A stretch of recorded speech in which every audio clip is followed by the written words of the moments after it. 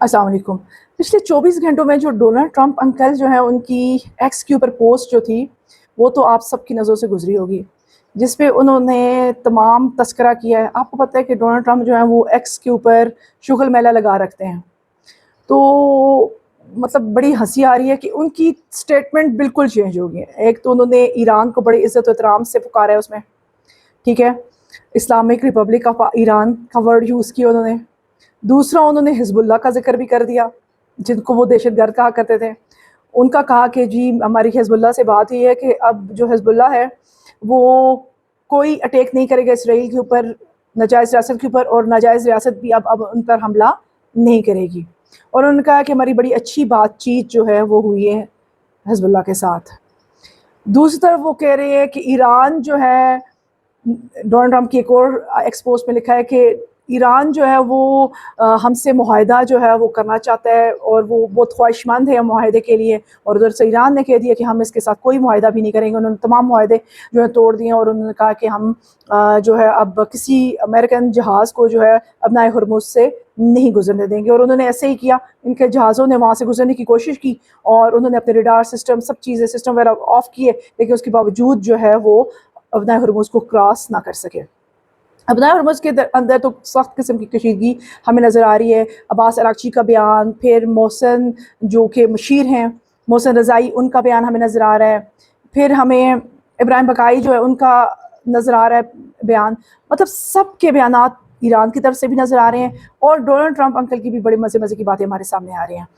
और बड़े मज़े की एक चीज़ आपने और देखी होगी, एक और जो उनकी पोस्ट है और उन्होंने बाकायदा उसके ऊपर इंटरव्यू भी दिया है। उन्होंने उसमें नाजायज़ रियासत का जो वज़ीर आज़म है उसको पागल करार दिया है, और पागल भी कहा है, और उसको ये भी कहा है कि मैं तुम्हारे साथ खड़ा हूँ, वरना तुम्हारे साथ कोई भी खड़ा ना हो, तुम सारी दुनिया से कट ऑफ हो जाओगे और तुम्हें जो है अब लिबनान के ऊपर कोई अटैक नहीं करना और तुमने अपनी तमाम फ़ौज वगैरह तमाम ट्रूप्स वगैरह वहाँ से बुला लेने।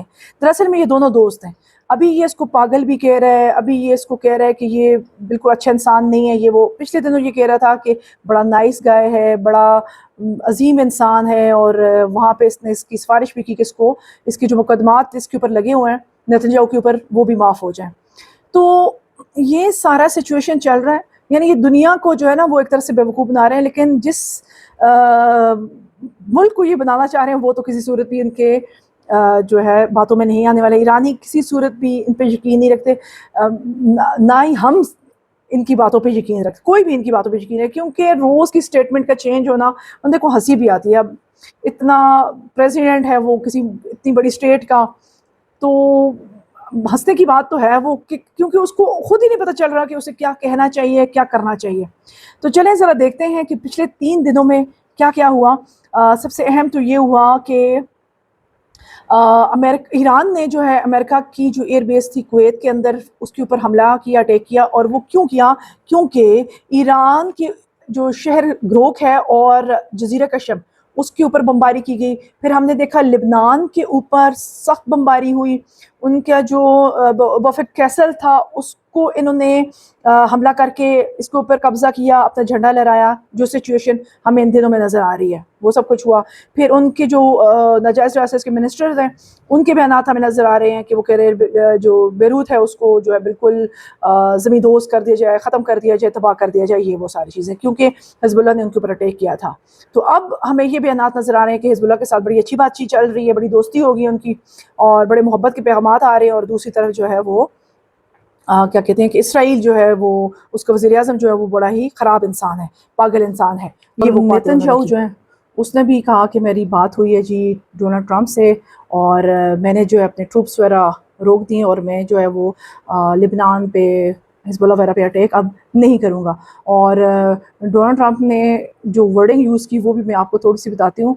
उसने एक तो पागल तो कहा ही कहा, उसने ये भी कहा कि अगर मैं ना होता, डोनाल्ड ट्रंप कहते हैं अगर मैं ना होता तो ये नेतन्याहू जो है ये जेल में होता, और मैंने इसकी खाल को बचाया। और ये भी कहा कि तुम नाशुक्रे हो और इसराइल जो है वो दुनिया में तन्हा रह जाएगा। ये सारी बातें डोनाल्ड ट्रंप ने की हैं नेतन्याहू के खिलाफ। आजकल जो है पिछले दिनों जो है डोनाल्ड ट्रंप ने सऊदी अरब के किंग हैं उनको, किंग सुलेमान को गालियाँ शालियाँ दी। اب جو ہیں وہ چھڑ گئے اپنے نیتنیاہو کے پیچھے، یعنی کہ جو ڈونلڈ ٹرمپ کی بات نہیں سنتا تو ڈونلڈ ٹرمپ اس کو گالی گلوچ کرتے ہیں. تو بس میں نے کہا ہے نا کہ بڑا انہوں نے ایک ماحول کریٹ کیا ہوا ہے، اور کہہ رہے ہیں کہ دنیا جو ہے وہ سارے غم دکھ بھول جائے اور انجوائے کرے. انسان ہے یہ، وہ باتیں انہوں نے کی. چلیں اب یہ باتیں تو ہو گئیں.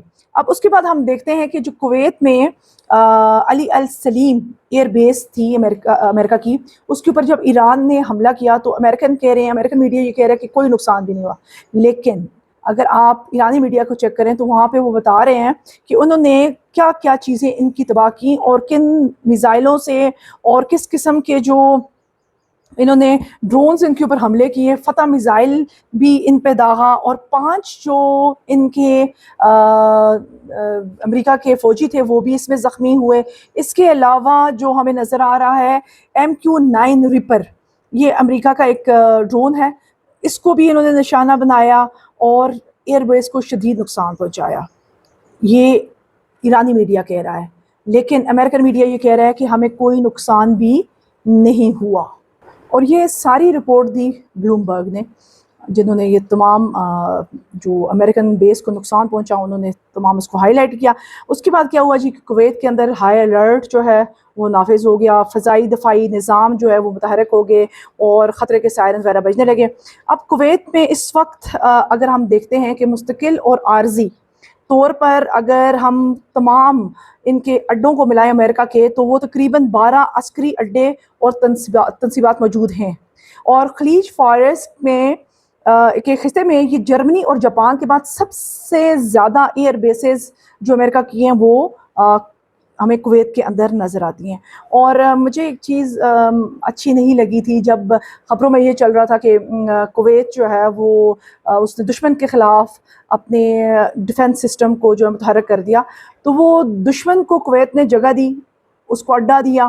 اب سارے جو ہیں اس بات کی تردید کر رہے ہیں کہ بھئی کویت کے اوپر حملہ ہوا، کویت کے اوپر اٹیک ہوا. تو کویت کے اوپر اٹیک نہیں ہوا، آپ یہ بولا کریں کہ امریکن بیس کے اوپر اٹیک ہوا.